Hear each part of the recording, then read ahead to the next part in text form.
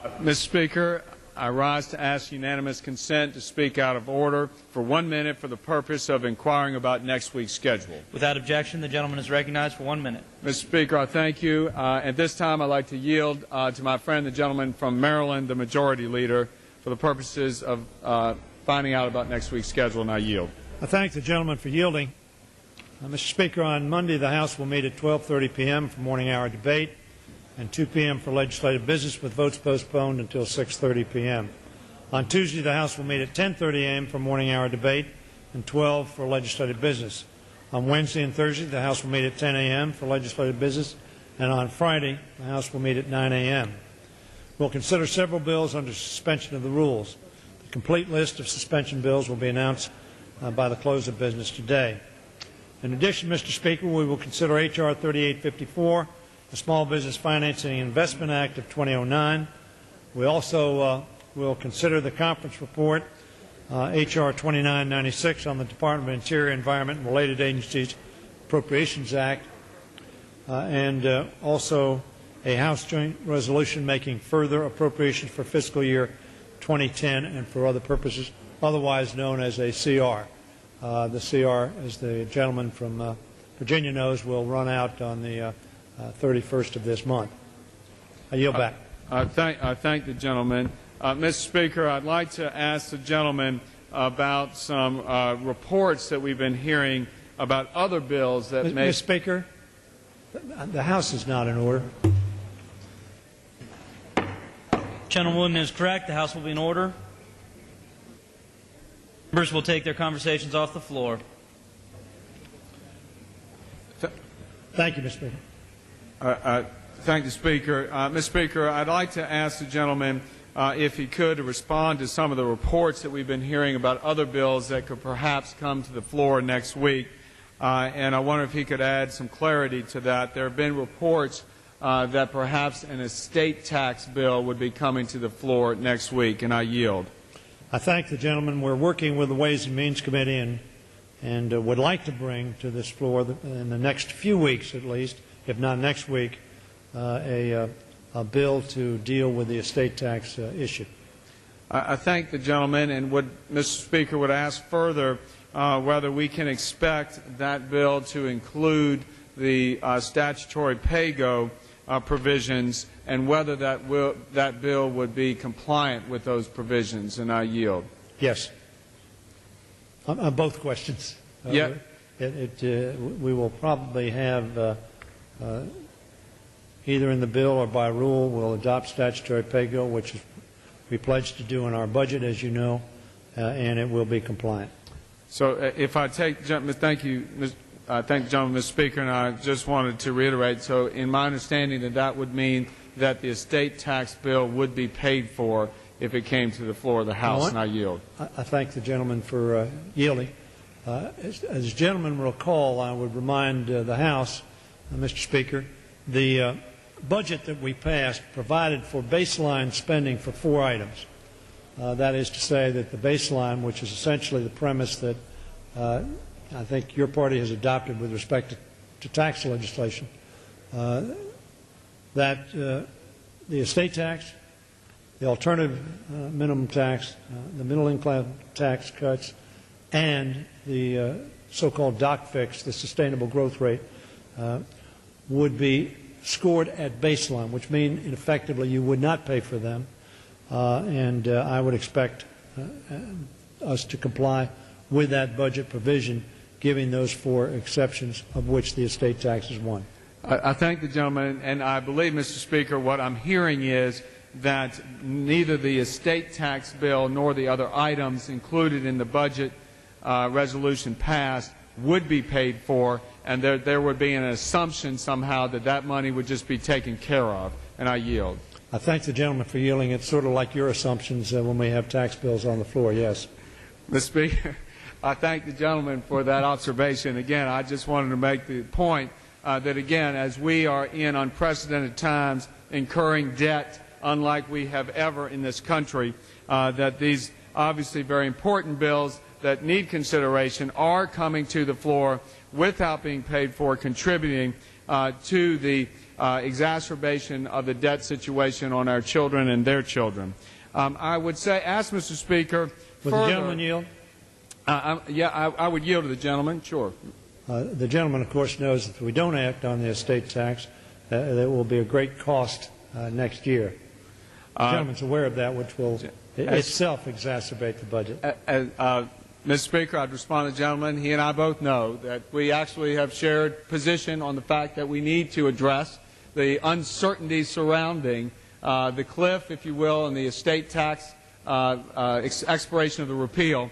But again, if we are in the age of being very concerned about the deficit, the members, I believe, on our side need to know that the bills coming to the floor are not paid for. They may be compliant with provisions in the budget resolution, but simply are not paid for. And the assumptions made about baseline are just those. Will my friend yield again? Yield.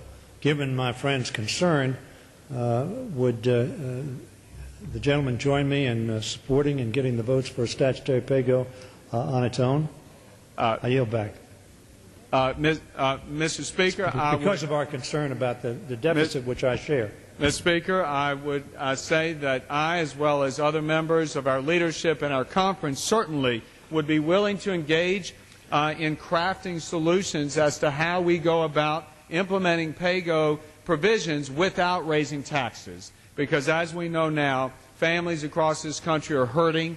Small businesses are having difficulty keeping lights on. And now certainly is not the time for us to see increased taxes on the working families or small businesses of this country. Mr. Speaker, I would ask the gentleman further about what we could expect in terms of the reports surrounding the so-called doc fix on the sustainable growth rate formula, and whether we can expect such a bill to come to the floor next week, and whether that bill would be paid for. And I yield. I thank the gentleman for yielding. As you know, when the former administration was in office, we regularly passed a doc fix, which, as you know, wasn't paid for. We think that's not appropriate, but we agree with you that now is not the time to raise taxes. However, we also understand that if we do not address the sustainable growth rate for doctors, that Medicare recipients won't have doctors to go to. We want to assure that Medicare recipients do in fact have providers who can meet their medical needs. As a result, Senator Reid, as you know, tried to pass the sustainable growth rate modification so there wouldn't be a 21% cut in January to doctors. Unfortunately, all of your party voted against that, and 13 of my party voted against that, so it lost 47 to 53. But we believe that that's going to be addressed one way or another so that we assure, and we intend to do that, to assure our Medicare recipients that they will not lose the services of their doctors.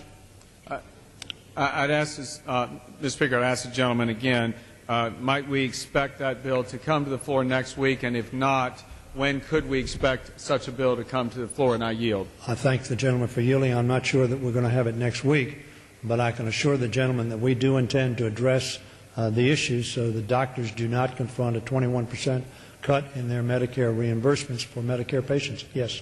I thank the gentleman. And if I could, Mr. Speaker, turn the gentleman's attention to the question of the bill that Ranking Member Ross Layton and Chairman Berman are working on in terms of the Iran Refined Petroleum Sanctions Act. This is a bill, Mr. Speaker, that the gentleman has indicated to myself as well as to the Chief Deputy Whip, Mr. McCarthy, last week that that bill would be coming to the floor within the next few weeks, and would ask the gentleman, does he expect the bill on the floor next week or the week following? And I yield. I thank the gentleman for the question. As I have said, Mr. Berman expected to mark up the bill, and it is my expectation that Mr. Berman will be marking up the bill. As the gentleman probably knows, that bill is subject to joint jurisdiction or co-jurisdiction by 3 other committees, the Oversight Committee, the Financial Services Committee, and the Ways and Means Committee. So they will have to do their work on that bill as well. But I do look forward to moving that bill, as the gentleman, as I've indicated in the past. And not only that, I want to say to the gentleman I look forward to discussing it with him in the next couple of days. I thank the gentleman for that and appreciate his efforts to try and bring that bill to the floor. I know he and I share a commitment to try and make that happen as quickly as possible. Mr. Speaker, I would ask the gentleman where we stand as far as the schedule for November and December. As we know now, we are within a week or so of the October 30th targeted adjournment. I guess all of us understand that that is not going to be met, but we have not been given a schedule. And as the gentleman knows, members on his side as well as ours are used to having some advance notice about scheduling their lives and when they can be home with their families, their constituents, when they will be asked to be here in Washington performing their duties. And I don't recall that we've ever been in a situation where there's not been an official schedule issued this far or this close up to an adjournment. So I'm asking the gentleman, Mr. Speaker, if he could tell us officially what the schedule could be for the next month and the month succeeding that, and I yield. I thank the gentleman for yielding. I have for at least 3 weeks now been indicating what I thought the schedule was going to be in November. As you know, a little earlier this week I modified that as I caveated when I announced that we would be meeting the first and third weeks of November and not the second week of November, because Veterans Day, which all of our members want to be home with those, memorializing those we have lost in the defense of freedom and celebrating those who have served in defending freedom and democracy. Our members want to be with their fellow citizens at home accomplishing that objective, including myself and I'm sure yourself. The fact is, however, I also caveated that with, if we could pass health care, we may use a portion of that week. Therefore, let me make it very clear, officially, if you will, that I do not expect and do not plan that we will be here Thanksgiving week. I expect us to be here the first and third weeks from Monday through Friday of November. On the second week of November, which starts with the 9th of November, I want members to make available and ask their schedulers now for Saturday the 7th, Monday the 9th, and Tuesday the 10th as possible dates, on which we would meet. The contingency will be whether or not we can move the health care bill, which we will believe is the most important piece of legislation that we'll consider, and probably both sides believe that, whatever their view of what they're going to do on that legislation, we will consider. And if, in fact, it's possible to pass it prior to Tuesday the 10th, then we will possibly be in on Saturday the 7th, Monday the 9th, and Tuesday the 10th. On Tuesday the 10th, we would meet no later than 3 p.m. On December, I've had discussions with the majority leader in the Senate. We are of the opinion that we certainly ought to make every effort, and will make every effort, to be out of this session, the first session of this Congress, by the Friday the 18th of December. The following week is Christmas week, and we certainly, my view is, want to have people home on Christmas week. And I have no intention of meeting the following week either. We are in discussions about the month of January, not just the first 2 weeks, but the month of January. I'm hopeful that fairly soon that I'll be able to announce what we want to do on that. And as a matter of fact, I'd be glad to have discussions with the gentleman from Virginia on that issue. I appreciate that, Mr. Speaker, and I would just reiterate, the custom, which is to release an official schedule so that, as he knows, members can do their planning. And I appreciate the Would the sentiment. gentleman yield? Yes, I yield. I understand, and we all want that. I think you're right. But I think everybody who has served any time in this House or in the Senate knows that as you begin to wind down a session, in this case the first session of this Congress, legislation passing between the two bodies dictates your schedule more than simply arbitrarily saying we'd like to be out on this day. As a result, we will have to see where we are as we move along. The Interior bill I was hopeful that we would consider 2 weeks ago. It's on the schedule for this coming week. As you know, we were unable to get to agreement. We now appear to have gotten agreement in the conference, and we're ready to move forward. I thank the gentleman again, whether we are in or whether we are out. I don't think we're advocating a position of being out and certainly not completing work. But again, it is rather unprecedented given where we are without the ability for us to have an official schedule, which is why I continue, Mr. Speaker, to prod on this issue. Mr. Speaker, if I could then turn to the question of the piece of legislation that the gentleman referred to, health care reform, and about its timing and, frankly, the inclusion of a public option. We've been hearing a tremendous number of reports, many of them conflicting, about what will be the timing of the health care bill coming to the floor of this House, what will be maybe included.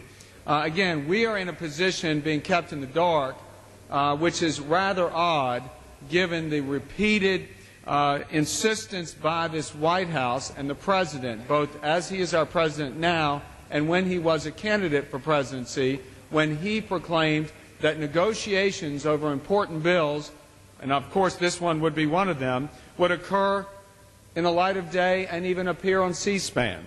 That's obviously not been the case. We heard yesterday that from the Speaker, quoted in the press, that she had the votes for a public option. We then have heard today reports indicating that there isn't the support on your side for a robust public option. Again, this just underscores the fact that there is so much movement on one side of the aisle without any participation by the other. So I would like to ask, Mr. Speaker, I'd like to ask the gentleman to clarify, give us some clarity on this notion, and whether he could define for us what is included in a robust public option.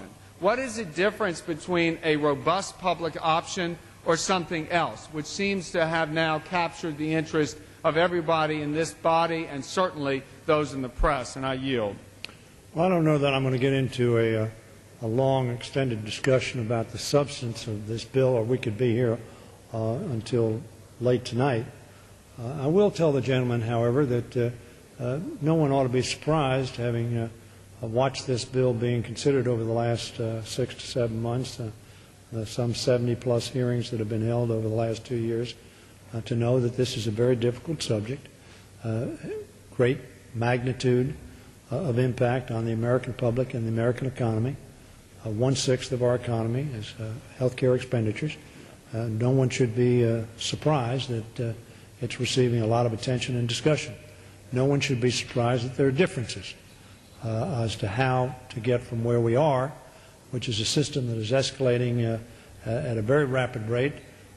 Family costs are increasing by approximately $1,800 a year. Families are being forced out of the market, uninsured grow. So we are trying to deal with that issue. The fact is that in terms of public option has been discussed, there are a number of ways to provide an alternative assurance of coverage to individuals other than simply an exchange, which would be like the Office of Personnel Management's Federal Employee Health Benefit Exchange, which is private sector folks competing for our business and the business of those who are employed by the federal government. There's a lot of discussion about that. That discussion continues. I will tell the gentleman that, as the Speaker has said and I've said, we will bring the bill to the floor when we think it's ready to come to the floor. And I've further asserted emphatically that we will give the 72 hours notice that we had indicated we would give. I would tell you further that until such time as we've resolved what the bill is going to look like, it's impossible for CBO to give a final score. We have pledged that we're going to be a deficit free, that is to say the bill will be paid for, will not add to the deficit. The President indicated that in his speech to the joint session, and we intend to do that. So I tell the gentleman we're having continuing discussions on not just the public option to which the gentleman refers and to how that will be configured, but there are other matters as well of concern to the public and to all of us. Mr. Speaker, I thank the gentleman. I think the gentleman makes one of the points I'm trying to convey, and that is these discussions, these continued negotiations are occurring behind closed doors. They're occurring just on one side of the aisle in and around issues of health care that affect every American, young, old, Republican, Democrat, male, female. It is universal in its application, the issue of health care. So it is troubling, at the very least, for us to sit here and witness these ongoing negotiations behind closed doors when we, on our side, I think, have posited alternatives. The gentleman and I have met on discussions and surrounding some points that we can agree upon. But what's troubling right now is the insistence that we continue to read about that there be a public option. My office has received reports about there being 3 different public options that your side is considering. Now, we've heard reports that you have whipped those 3 distinct public options. My question, Mr. Speaker, to the gentleman is, what are those 3 public options? I think the public deserves the right to know. The public has rejected the notion of a public option replacing their health care. That is really the impetus, I believe, that the gentleman would want to put on display the discussion about this so-called public option and the 3 versions being discussed. And Will the gentleman yield? I yield. I reject the gentleman's conclusion, which I think is incorrect, the premise that the public has rejected. In fact, as the gentleman probably knows, hopefully, the polling data indicates that the support for the public option has risen since August. Has risen, I tell my friend. There are a number of different ways to get there. The Senate has one that's on public display, has been on the Internet. House Education and Labor Committee has one option with Ways and Means that has been on the Internet. It's been on the Internet since July. Energy and Commerce has one, a different correlation of that, and it's been on the Internet since July. There have been a lot of discussions, and I would refer my friend to the Internet, and I'm sure he has copies of all those bills. Nothing is secret. Nothing is behind closed doors. Now, are we having discussions with ourselves about how we want to get there and with people who will vote for the bill? The gentleman has made it very clear, I don't think your side is for public option. We disagree on that. That's a fair disagreement. You're not for public option, and I haven't talked to anybody on your side that's for public option. We disagree. We believe that the public option is an option that the public ought to have and not simply be in the sights of insurance companies who may or may not give them the price or the coverage that they can either afford or need. That's the difference. But I haven't talked to anybody on your side who wants a public option, no matter how it is configured. So very frankly, I will tell my friend that discussions with your side on a public option seem somewhat pointless. Mr. Speaker, I'm a little taken aback by the gentleman's statement saying it's pointless for him to have discussions with Republicans regarding health care. Will the gentleman yield? I didn't say that. The gentleman yield. Is the gentleman, he cited that we had a meeting. Am I incorrect in saying that the gentleman indicated to me he was not for a public option? Is that an accurate statement? The gentleman is not incorrect because Republicans believe that public option doesn't bring about competition. I think both of us, Mr. Speaker, agree that competition is what is needed to bring down prices, to increase access. We believe that real competition comes from the ability for individuals to choose not just from 2 or 3 insurance companies that may have 50% of market share. We believe real competition comes from the ability for an individual to choose from 1,000 different insurance plans for that individual or his or her family. That's where we begin to, that's where we can agree that competition brings down prices. We don't believe public option brings competition. And that is the essence. The end shouldn't be public option. Will the gentleman yield?